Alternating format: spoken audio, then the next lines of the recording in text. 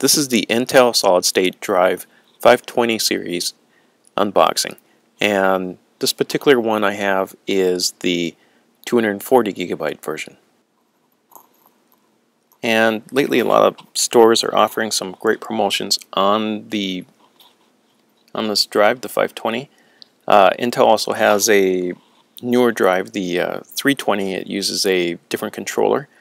Samsung also has some pretty good deals this holiday season as well. You'd pick up a Samsung 830 and 840 for a fairly cheap price. However, if you go with a different vendor, a different manufacturer, you're going to get like a different warranty. This actually has a industry-leading 5-year warranty, which is kind of nice. But you know, you do get what you pay for.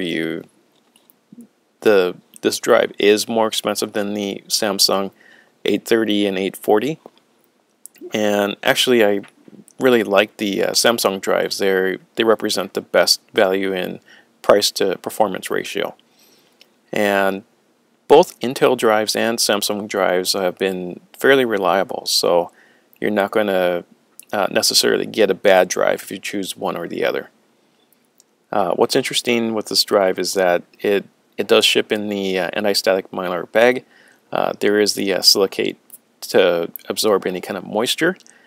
So overall it's very nicely well thought out and pretty well engineered as well too. Let's go ahead and pull this out of the case. We'll get a better look at it. Alright, so it's stamped Intel SSD 520. The back is brushed aluminum. You have ports for your SATA port, and then you also have the power connector as well. Interestingly, this actually does include the SATA cable and the power connector.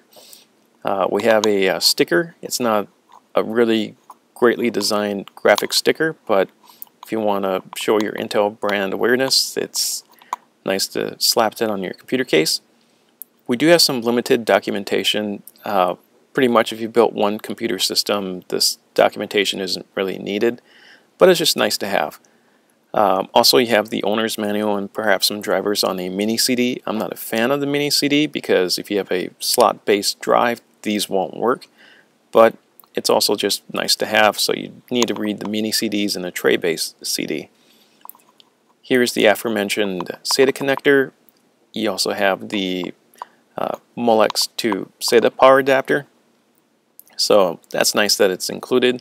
And what's really great is it also includes the 2.5 to 3.5 inch drive bay adapter. And this is nice if your computer case doesn't take into account using 2.5 inch SSD based drives.